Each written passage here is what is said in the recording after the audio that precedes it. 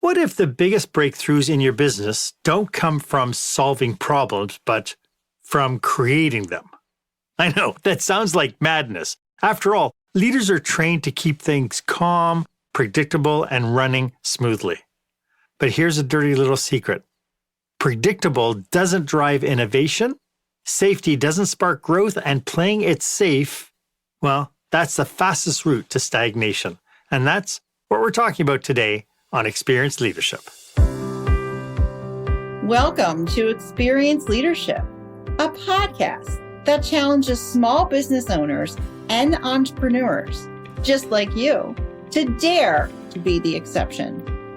Join our host, customer experience expert Marc Haine, as he uncovers relevant and timely content to help you script and direct your business and teams to create jaw-dropping experiences your customers and staff deserve. Here is the host of Experienced Leadership, author of Lights, Camera, Action, customer experience expert, Marc Haine.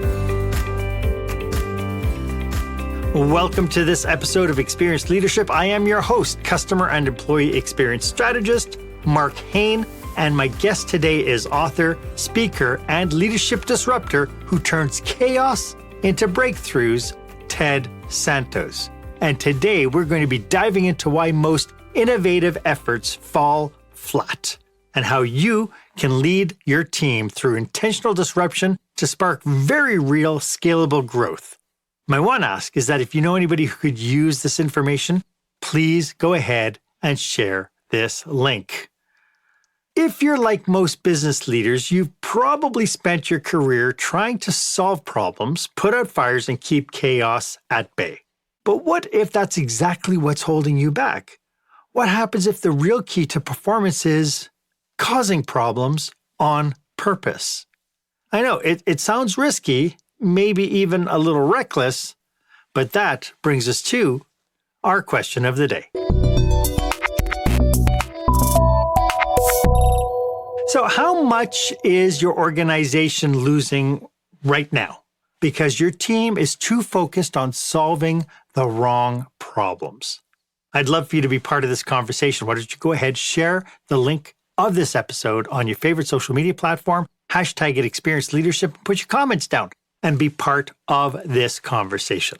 As I mentioned, my guest today is a powerhouse in leadership transformation and one of the boldest minds I've ever come across. He's the creator of the Disruptive Leadership Model, a seasoned executive advisor, and the author of Here's Why You Can't Find Love. He helps leaders intentionally create the kind of challenges that lead to real scalable breakthroughs, not the meh kind that fizzles out in the boardroom. Ted, welcome to the show. It's so great to have you. Great for having me. I look forward to this conversation. And the way you are phrasing this is so perfect, asking people to look at business from another perspective. Fantastic. Yes. It's amazing what happens when you put a different lens on business, isn't it? It's all of a sudden you see things with a little bit different clarity. Yeah, you start to see the same world in a way that it never was. Sort of like it was hidden in plain sight. It was always there and you just never saw it because of the way you were thinking. Yeah. So Ted, before we get too deep into today's topic, could you just tell us a little bit about who your clients are and how you serve them? So primarily executives of middle market. And for me, middle market is revenues between 50 million and 500 million. CEOs primarily, sometimes boards of directors, but generally the top leaders in an organization. I have worked with small businesses, and these are people who are looking to create a breakthrough and not sure how to do it with existing resources. I love that. There have been the occasional VP who you could sort of see in his eyes, he had this hunger for being a president or CEO, and I've worked with people to actually get that job, to train and coach them to become a president or CEO. Right. I mean, just because you're highly skilled in your expertise doesn't make you the perfect leader to lead companies, does it? Absolutely. There's a story I know of a gentleman, former CEO of a number of well-known companies. And when he left a CEO as a bank, he put the number 2 guy who was the CFO, put him in charge. He made him the CEO. And in 18 months, the board had to find another CEO because he didn't do well. He was a great number 2 guy, but he was just never trained and prepared to be the number 1 guy. Yeah. So today we're talking about this idea of on both fronts. We have businesses that are constantly just trying to keep crisis at bay. And then we have other organizations that are kind of like just flowing through complacency. It's what we've always done. It's what makes us comfortable. What are the differences between the two as far as mindset is concerned? And how are those two mindsets holding people back? So first, I would say one of the major signs of a company that's heading for distress is that they're successful and they are very complacent with the success. You could say that's a certain mindset. But one of the things that I've seen is there's a mindset of I'm well-educated. I know everything that I need to know through college, and I'm going to grow my organization. And what that person will find is the organization will eventually outgrow them. And they will, so if you're a $5 million company and you grow to 20 million will grow beyond what your skills and competencies can manage, and you'll shrink it back down to 7 or 8. The company that does well, they have a mindset of pulling more out of their people than their people know how to get out of themselves. And that allows that leader to constantly grow and develop and delegate to people, and their people will grow with them. In the first one where, maybe he's a really smart guy, he handles everything and he doesn't delegate much, the company outgrows him and his people. The person who knows how to pull more out of people is also doing that with themselves. So they're very different mindsets. And so when we think about these people who kind of flow into this, what level of humility do people need to have in order to turn around and say, I have a problem? Because to a lot of people, they're so ingrained in their business that their whole bubble is, well, this is normal for us. This is normal for my industry. We're in this. This is the same routine. It's nothing will change this because this is the business. How do you shake people out of that? So just a little question, Ted. This can be troubling for a lot of people initially. There's a distinction between thinking and having thoughts. And this really becomes difficult for people who are considered really smart because they think it's a matter of semantics. So having thoughts is not it's thoughting. You're having thoughts about things that you've read, you've heard, you've seen, things that you already know about. Thinking is thinking that which you haven't thought. And the challenge with that, especially if you're smart, is thinking means you're about to face confusion, uncertainty, and possibly severe amounts of chaos.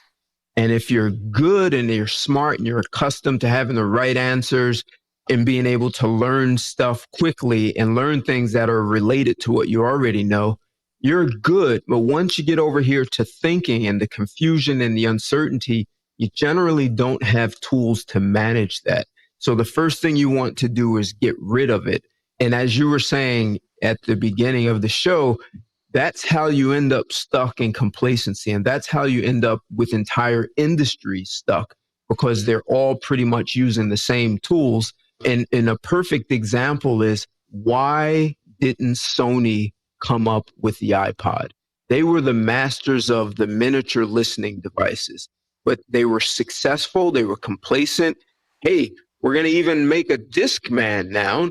And look at that. And, you can carry it on your arm when you're running. And we have these new features and benefits. And then a guy like Steve Jobs, who isn't stuck with that way of thinking, said, can we put 1,000 songs on a listening device? And his people are saying, I think you're high, Steve. What are you talking about? This makes no sense. In fact, we make these computers. Ad agencies love them. Our customers are like, fans, and you want us to make listening devices. It makes no sense. However, that was a problem. Once solved, it made the Walkman obsolete. Mm-hmm. Where does constraint fall into this? When somebody's already doing something like Blockbuster and Netflix comes along, Blockbuster is so firm in their business model that they look at Netflix and go, you're on crack. You must have been hanging out with Steve Jobs. Exactly. But having said that, when we have constraints holding us like that we have to work within, do we start to think more creatively because of that when we're ready to establish this mindset that nothing is impossible? Well, let's say that Netflix was actually thinking and Blockbuster was having thoughts about how to do more, better, or different. And Netflix created an entirely new universe by thinking. And that would have had some kind of messy communication. How do we do this? You have to be okay with the messiness of thinking through that which hasn't been thought. And if you're only interested in being good at what you do, you're going to go by way of the horse and buggy. Mm-hmm. So when we think about this idea of disruptive leadership, disruptive thinking, are there any myths that we need to bust around this? Like when you first come up against people and you start kind of establishing, or even people who are tuning into this show right now, when they're thinking about this, they're like, what you're talking about sounds like it could be costly, it could be extremely risky. Are there any myths around this that we need to bust? Maybe almost maybe everything. Every thought process. Even thinking that thinking is a process is a myth that needs to be busted. How so? Because there are mental barriers and roadblocks, blind spots that you have. And these are things that you don't even know that you don't know. And I can give you an example. I had a client, he started out as a CPA, worked for one of the largest CPA firm, smart guy, decided to make a change in his career and went to the mortgage industry. When I met him, he was, I think, 62, and he was in a rut. Every day he went to work expecting to be fired.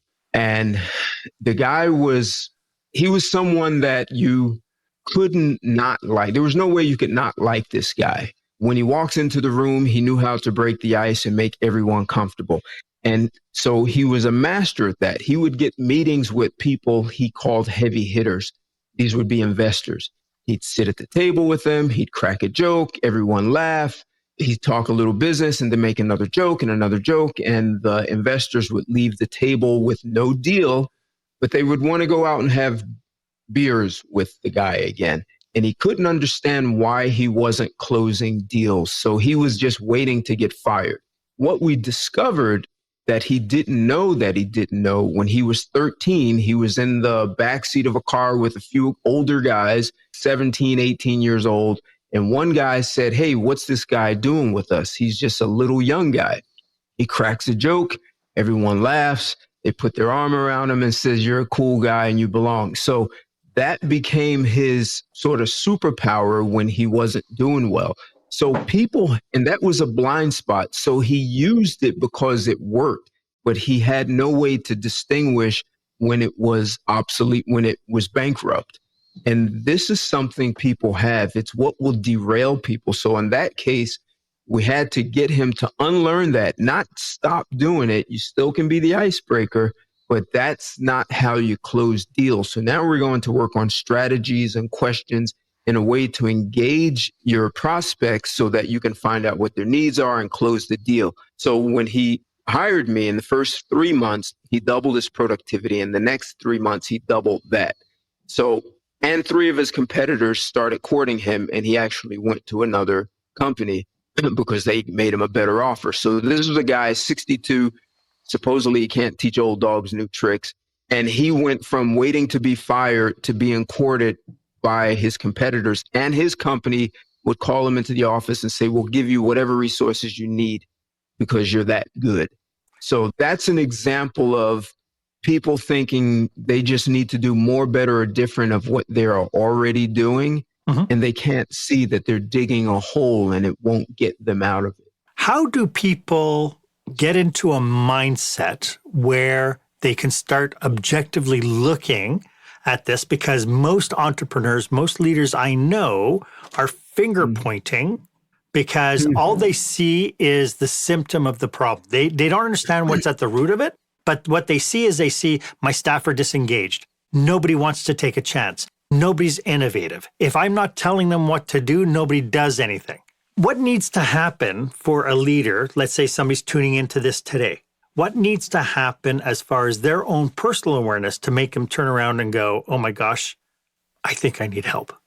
So in my work, I hate giving answers because you asked what's a myth. Having the right answer is one that puts you in a box that's inescapable. Mm-hmm. Because that's the way we're educated. So, just think of baby birds in a nest and their parents come to the nest The first thing the birds do is open their mouth so they can drop food in. That's the way we're taught to operate in the world. Drop the answer into my brain and I'll know what to do. Tell me what to do, or tell me where I can find the answer. And that's still that part of having thoughts. To actually think means that you're more discovering and you're okay with the messiness of not having the right answer. Okay. I just want to start from there. You asked about myths. Mm-hmm. So leaders in that situation that you described, there are a number of things that they are going to have to unlearn. Perhaps they're yelling at their people. They're disappointed. They're just telling them what to do. It's almost like you're diminishing. You're not even allowing your people to show their prowess.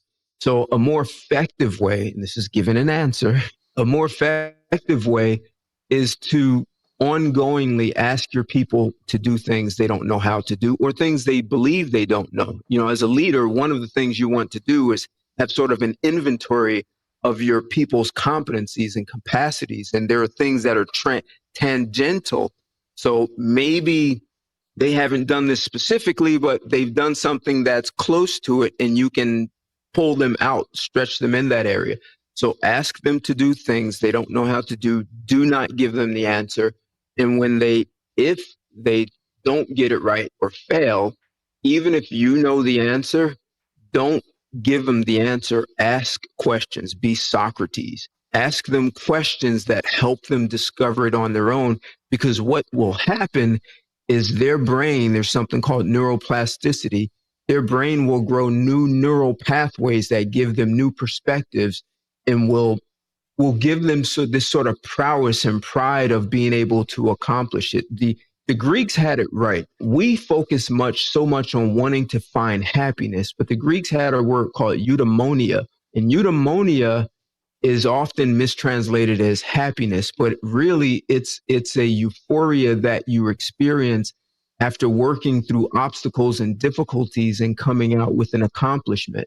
So if you let your people work through that, they will have that experience and they will have some new skills, new competencies. They'll have a different mindset and you'll be able to ask them to do something else they don't know how to do. And eventually they start developing their own way of thinking as opposed to being dependent on you giving them answers. I hope that answers your question. So what's interesting about that, because, you know, I'm of a similar mind. I'm all about giving people the opportunity to fail forward. I think personally, I've seen organizations that constrain their staff so much within job descriptions that they're not actually able to tap into the superpower that their individuals have on the team. And it's so much so that they will actually judge people by the job description and how well they fulfill that. And because if they have any weaknesses within that job description, they don't have any strengths outside of that. It's impossible because they can't do the core bit of their job. Right. Which I think is really a shame, because part of the components of what we do whenever we interview new people within our organization is we're looking for the magic, the people who will bring new magic and new insights and a different way of thinking. And we're excited to bring people on board only to constrain them and muffle them. And it's kind of like the horse with the blinders on, isn't it? Absolutely. One of the things I often ask people is who do you want to be known as? Like, what do you want to master? If you were known as a master of some universe, what would that mastery be? What would that universe be? And people have to often think. Sometimes they don't have an answer. They say, let me get back to you tomorrow. But people get to think about who they want to be known as opposed to a job description. And that opens up a whole new world of possibility. Mm-hmm. Yeah. It's so interesting because, you know, when they say it starts at the top, it really does. It starts from that leadership, right? How the leader feels about certain things translates then into how the frontline managers feel about things. That in turn will affect the frontline service component. It'll affect engagement, attrition, the whole waft, doesn't it? Absolutely. So I used to do these CEO roundtables with middle market CEOs, and then I'd invite former or current CEOs of Fortune 500s. And I had a Fortune 500 CEO.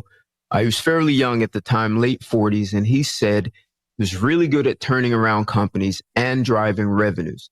And he was dropped into a company that was distressed, and he fired a bunch of people and brought in his own people because he knew part of the mission was to transform the culture. And bringing in his own people didn't get the job done. So then he hired an outsider and said, fix my people. They need to be transformed. And they went to work and it wasn't working the way they anticipated. So one of the executives in the outside company said, do you mind if I make a suggestion? How about we transform you first? Oh no, it's just, you see where I am? I'm a CEO. Just trust me on this. You know what? I'll do it. And he transformed and he watched the rest of the organization transform right with him. He said the valuable lesson was whenever he was brought into an organization that he knew he had to transform first, and then it would be a lot easier to get the rest of the organization to move with him. I mean, the people see the kind of commitment that he is to this transformation. It's not just lip service. Yeah. Like, I'm fully committed to transformation. I'm going to eat my own cooking here.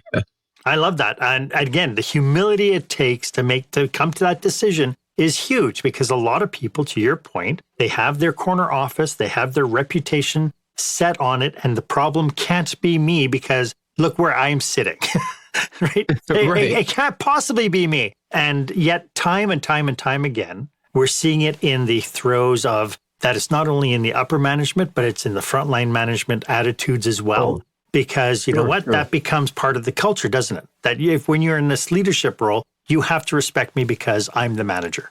Yeah, I heard you in one of your other podcasts talk about a supervisor who said, if you don't do things this way, you don't belong here. You won't make it. It was really kind of a crude and brutal way to speak to someone. You said you really wanted to go over to the guy and say, I can help you, but you didn't think that was the right thing to do. Going up to a leader saying, hey, do you know that you really suck as a leader? Can I help you? I think I Right. So it begs the question, how do these, and I'm hoping that this is part of the mission of this podcast, right? I'm hoping that people will tap into this and go, oh my goodness, it's like they're talking to me. And I need to show a little more humility. I need to know that my poop doesn't, I'm walking around thinking my poop doesn't stink. And I have to realize I'm a human being in a role. I have fallacies or I have quirks and I have biases and I need help, right? And that's only at that point can somebody turn around and then come to you and ask for help to actually make that transformational change. One of the challenges when you start talking about transformation and navigating through chaos and intentionally creating problems, we are educated, as I said, to look for answers or the easy 1, 2, 3 steps. Right. And this is such an abstract conversation that it really requires you to take a step back and think. So one of the big challenges, especially if you're in that C-suite, is that you created an entire identity around your title. And once you have this identity that's seen as the top of the food chain in society, it's like it's infallible. How could you say anything? Do you see my title? Mm-hmm. And so I would say one of the things, and people often say, oh, Steve Jobs was different. He had something special.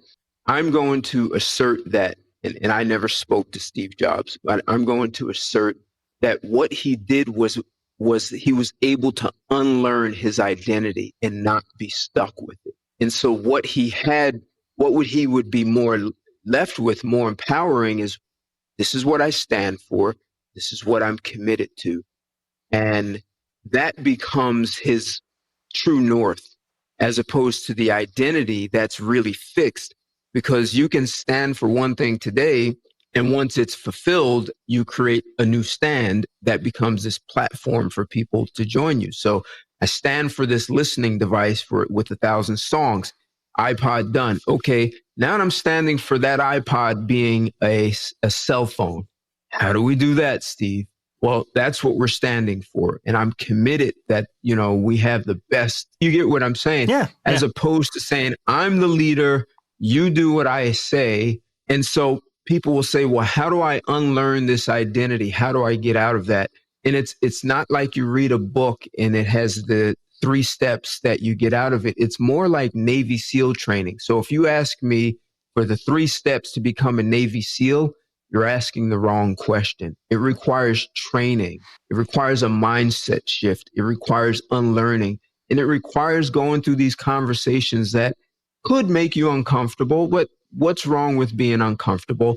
But also being able to deal with your own disruption to your own identity and way of seeing the world gives you the wherewithal and the mindset to be nimble enough to navigate yourself and others through chaos and disruption. If you can't navigate yourself, it becomes extremely difficult to navigate others who think this is a crazy idea, or I'm stuck, I'm disrupted, I don't want to do this. If you can't navigate yourself, how will you be able to guide and help those people? I love that. When we come back, I'd like to start looking at the strategies and the steps that we can take to create more intentional chaos that's focused on the right thing. And we'll get to that right after this. When the spotlight shines on your business, are customers applauding or yawning? In other words, how is your business performing? Make your business a star with the new book, Lights, Camera, Action, Business Operational Excellence Through the Lens of Live Theater by Marc Haine. Marc uses his business and acting experience to help you see your business like a live show so you can create a performance your customers will never forget. Buy Lights, Camera, Action today at your favorite online retailer or directly at marchaine.com. Welcome back. I am speaking with the fabulous Ted Santos. Ted, you just saw the ad for my book. Tell us a little bit about your book. What's it all about? Sure. I wrote the book because we have a divorce rate that's over 50%. And I'll ask you a question. Corporate America is losing $300 billion every year in workplace productivity. Do you know why? No, I do not. One word. Relationships? Yes, divorce. Bad relationships and divorce. So when people go through divorce, their workplace performance drops by 50 to 75%. So when we are saying employees are not engaged, of course they're not. You have a big percentage of your employee population either headed for divorce, in the middle of one, or just coming out of one, or a bad relationship that never made it to marriage. They are distracted from that. So they're not producing that. So that's $300 billion to corporate America. Another $30 billion goes to the taxpayer because those broken homes create criminals, social services are needed. There are all kinds of problems that happen that the taxpayer covers. So I wrote a book that takes my transformation methodology and I infuse that into something that people can relate to, which is intimate relationships. So I made it a dynamic conversation. There are 5 women in the book. So it's almost like a workshop. So there are 5 women engaging me. Hey, Ted, what do you mean? You're a guy. How could you say that? So we're sort of thinking through and going through this conversation about relationships and what derails them and what's a more effective way to create a relationship. I love that. And the punchline to the book is love doesn't create a great relationship. Love is a byproduct of a great relationship. So if you haven't developed the competencies to create a great relationship, I hate to say it, what makes you think you deserve love? So good. So good. That's kind of sort of also the metaphor for being a leader, because we are in a more relational workplace culture nowadays, right? We're no longer, I remember we had a challenge with a CEO, and he would walk into the building every day, past security, go up the escalator, go directly to his office. He hasn't talked to anybody as he walked in. And so he was so separated from the culture of the place that he didn't have a clue about the personalities who worked for him. He didn't have a clue about any aspect of it, because at the end of the day, he showed he didn't care about them. And so for environments like this, how do we shake up that? How do we start shaking up the fact that in order to get disruptive at any particular point, we have to be focusing on the kinds of relationships that we have, because we need to build trust. We have to have a proof of trustworthiness. And then what you mentioned earlier, this idea of competency and capacity. Absolutely. So care is really important. I mean, if you think about it, if you're going to intentionally create problems for your people to solve, that suggests you're going to make them uncomfortable. You're going to ask them to do things they don't know how to do. And if you're just going to keep status quo, that's a way to care about your people. I don't want to rock the boat. I don't want my people to feel uncomfortable. And what you'll eventually do is have an organization that's obsolete and everyone will be out of a job.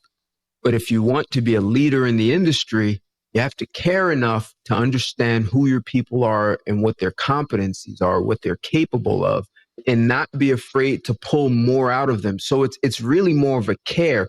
You're bigger than you know you are. So I'm going to pull more out of you so that you get to see the bigness that you've never had an opportunity to be. That requires a care. And when they get stuck or they don't know what they're doing, instead of giving them answers, you ask questions because you're committed to their development. So that you really have to care about people to want to see them develop. There are CEOs who are really smart and just do everything.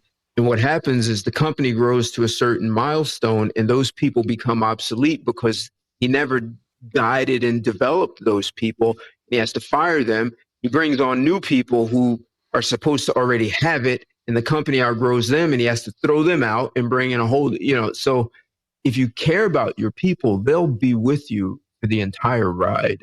You just validated my tagline, dare to lead with love and kindness first.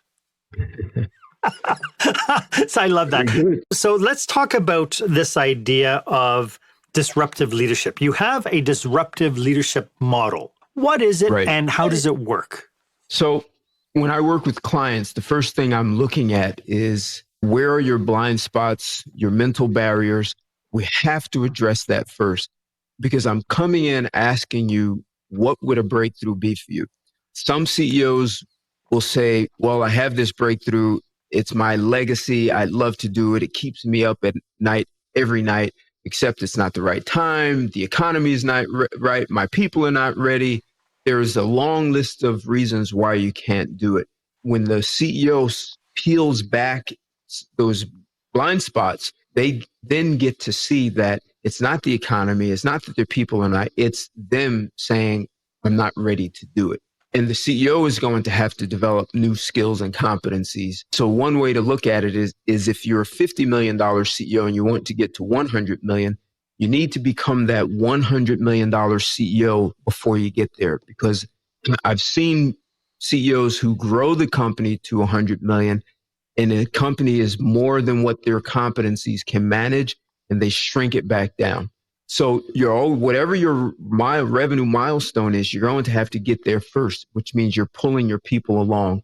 So as I said earlier, being able to uncover your blind spots so that you don't get derailed when chaos shows up, because that normally happens. And in breakthrough initiatives, you're going to deal with problems you've never seen. So how do you deal with something you've never dealt with in the past? And so that's getting back to the distinction of thinking and having thoughts and having a mindset that allows you to think through the uncertainty and really leverage your team, not do it in a silo. I'm the smart guy who has to have all the answers. You have a smart team. I know I use Steve Jobs to death, but he said, we don't hire smart people and tell them what to do. We hire smart people and ask them what we should be doing. So really knowing how to leverage that. And if you look at many of the titans in the past, John D. Rockefeller Sr., Andrew Carnegie, Henry Ford, even Howard Hughes, they all had that same sort of mindset. They hired really talented people and leveraged them, people who were masters in a universe, whatever it was. And to your point, the number of times I've seen people get hired within organizations and the hiring manager's so excited. Oh, just wait until you meet Steve. He's awesome. Oh my goodness, he's awesome. And then 2 years later, people are like, oh my God, it's like, I hired Steve 2 years ago and he's not living up to the capacity I thought he had. And so, and again, that becomes the finger pointing. So again, this idea of being able to vet your mindset, because that's, I find that, I'm addicted to these kind of restaurant renovation shows like Bar Rescue and Sure. Gordon Ramsay and all this. And I love because I used to do that for a living. I used to go into hotels, but I realized very early on that you can't just fix somebody on a conceptual level, because as soon as crisis hits, they're going to revert back to their bad behavior. Exactly. And so what then becomes the check and balance as people are trying to make this change? What becomes the check and balance to make sure that I'm not moving backwards? I'm not falling into my old behaviors. How can we check ourselves? So perfect question. So the way my work works is I don't want people to be aware of blind spots. I don't want you to be aware of your past. My commitment is you have distinctions. And the best analogy is if you and I are walking down the beach and we have to get down this beach and we come to this sign that says the next 100 yards is filled with landmines. What do you want to do, Mark? Run away? Are you going to say, hey, we just, throw caution to the wind and run through the landmine? No. Yeah. No. Yeah. Right. Then you get heavily strategic about it. It's like, well, if we have to get to the other side, how are we going to get this to happen? Right. How do we get there? So if I say, hey, Mark, I have thousands of hours in training for distinguishing mines in a minefield. It's very subtle, but you can actually see what I have to be undisturbed. And not only can I see where they are, and I already see 3, I can dismantle those mines and we can walk through. You just follow in my footsteps. Are you going with me? Absolutely. And of course, the most ridiculous response would be, wait a minute, but I'm the manager. You have to follow me. So that is a great way. You asked, what do people need? So people have past events, like the guy who was in the mortgage industry. That event of him being in a car with older guys was a mine in his mind. And when he was in an environment where he didn't think he belonged, it went off and he went to what allowed him to survive. So like a trigger, and he starts making jokes, right? So everyone has minds in their mind. My job is to provide you with tools so you can distinguish and see your minds in your mind and unlearn them, be able to reverse engineer and unlearn them. And then, as you said, when you get into chaos, it may go off. And so now you have, before you didn't know about it, you were aware something in your past. And what the awareness does often is say, don't be that. And that's more suppressive and unhealthy. Mm-hmm. I want you to have the power of walking through that minefield, distinguishing it, dismantling it, and saying, okay, the mine went off. I see it. I'm not stuck with it. This is what I'm committed to. So the guy in the mortgage company said, I'm committed to closing this deal. And I have a strategy of asking questions. So this is real time. Like imagine being on the football field. How do you deal with, there's a defender who wants to block you and you have the ball. Real time, how do you manage that instead of balling up and saying, don't hit me too hard? Mm-hmm. So what my clients have is this distinction for the minds and a choice now to say, this is what I'm committed to. And it allows them to move forward. And what you'll find over time, if you confront those minds, they either don't go off as much or you even almost forget that over time that you ever had that mind. It's like, wow, I remember a year ago that used to bother me. And now it's unbelievable. It has zero impact on me. So it's not about being superhuman, but it's confronting the things that derailed human beings in our human paradigm. This is really fascinating. I think this is a really good spot. If people are tuned in and listening to this and they go, oh my goodness, he's speaking to me. How can people get in touch with you, Ted, if they need to work with you? Sure. You can find me on my site, turnaroundip.com. And IP is like intellectual property. Gotcha. Excellent. Uncertainty is one of those things that when people are making the change, how do managers, leaders, how do they manage the fear and uncertainty that comes with, I've never done this before and I don't know what the outcome's going to be? Well, that's what we've been talking about here. So I had a client once, CEO and smart guy, Ivy League educated. And when he was 5 years old, he knocked over a china cabinet. And what he was left with is don't take risks because you knock things over, you break them, and you do terrible things, right? So he doesn't know that that's what has him hesitate in uncertainty because we get flashbacks. It's like we relive this moment of when I broke something and I don't want to be the guy who breaks the company. So it's better not to do it. It's unbelievable how our past is being put into our future and making decisions. So another way to look at the future is creating a future from the future.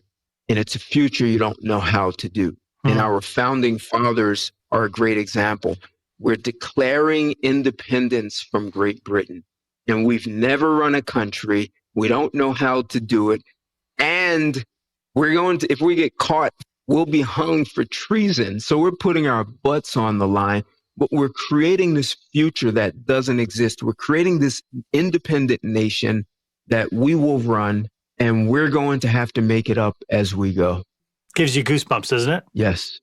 When we come back, I'd like to talk about some pitfalls and cautionaries for the people who listen, who is like, oh, this sounds like a really great idea, and it becomes the policy of the month. It becomes short-lived. It becomes harmful. So I'd like to talk about some of those pitfalls and cautionaries, and we'll get to that right after this.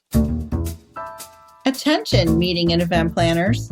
Is your company or association planning a live or virtual conference, seminar, staff retreat? Are you looking for a fresh, energetic perspective on what it takes to put on a jaw-dropping experience for your customers or staff? Book customer experience expert Marc Haine for your next group event. Past participants have said, Marc kept us in stitches while teaching us how important and powerful actually designing our customer experience can be. Read more testimonials and find out how Marc can serve you and your group at marchaine.com. That's marchaine.com.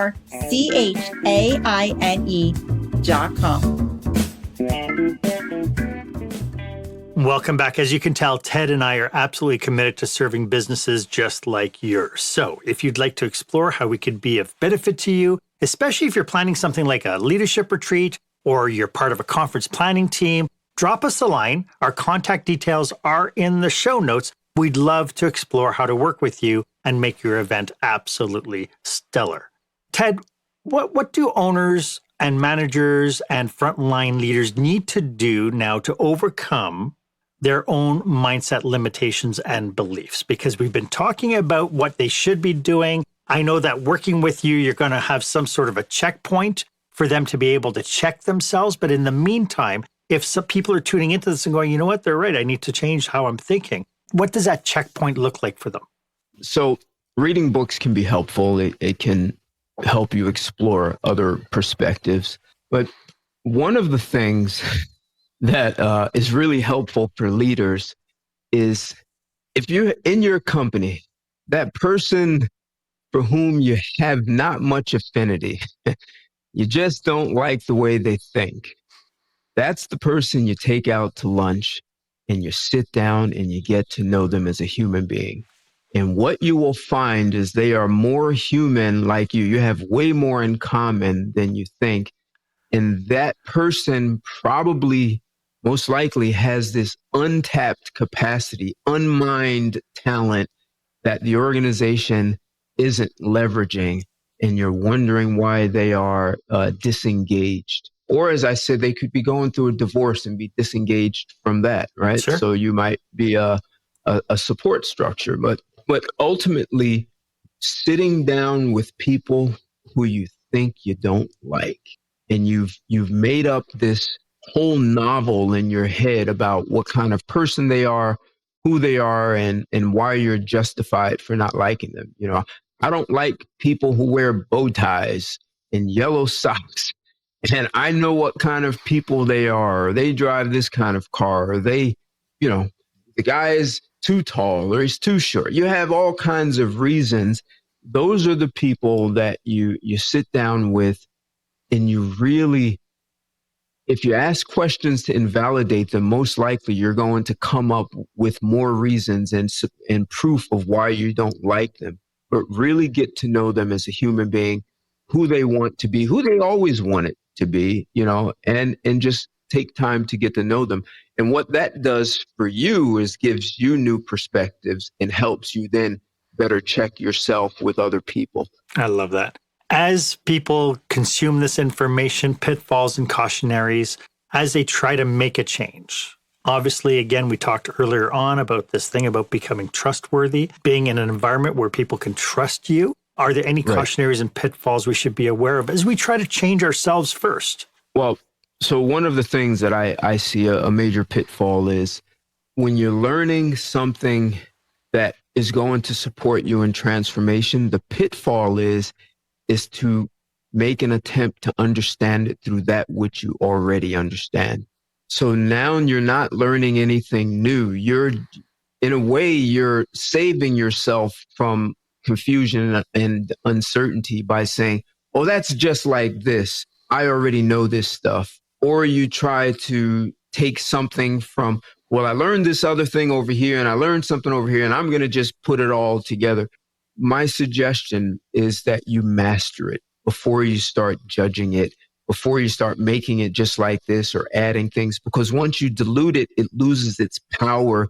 And then you can say, see, that stuff doesn't work.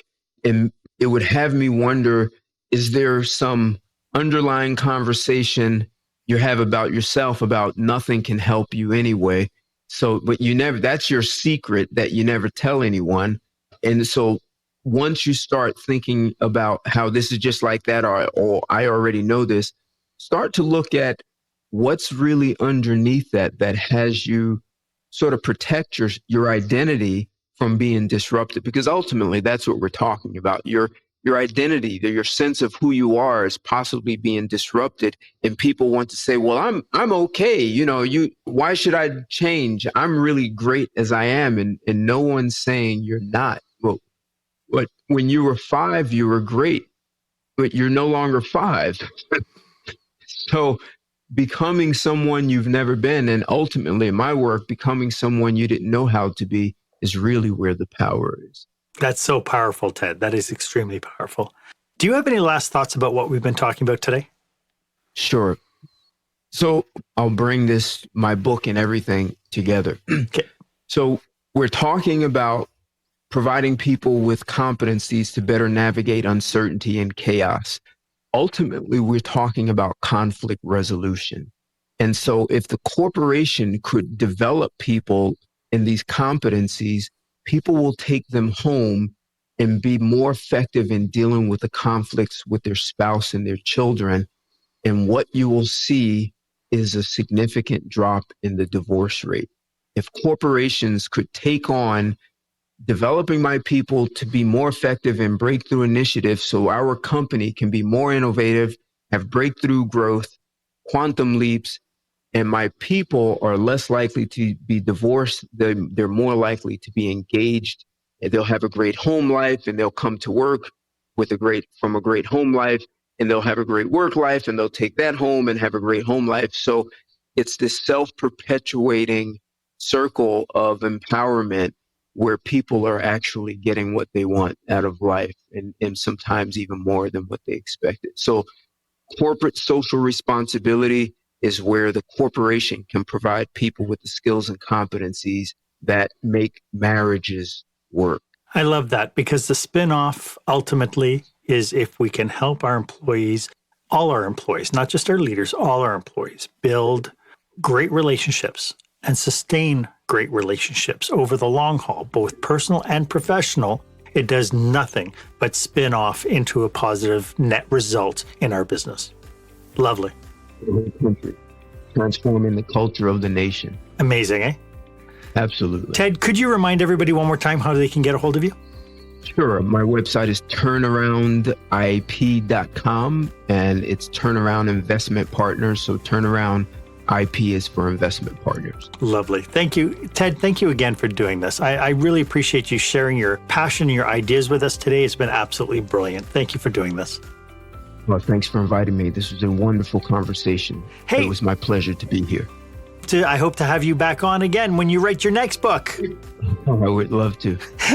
Why don't you let me know if this was of value to you? As always, my offer stands. If you'd like 30 minutes of my time to brainstorm your business with you and your team, feel free to book yourself on my online calendar. The link is in the show notes. It's the one that's marked meetwith.marchaine.com. It would be my absolute honor to be of service to you and your team. And while you're at it, please leave a comment about this episode. Leave a review. Let me know your feedback. I'd love to understand, was this of value to you? And of course, If you haven't done so yet, please make sure that you subscribe to the podcast. That way you get notification when I bring you fresh new experts each and every week.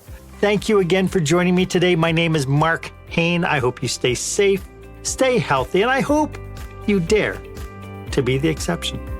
Bye for now.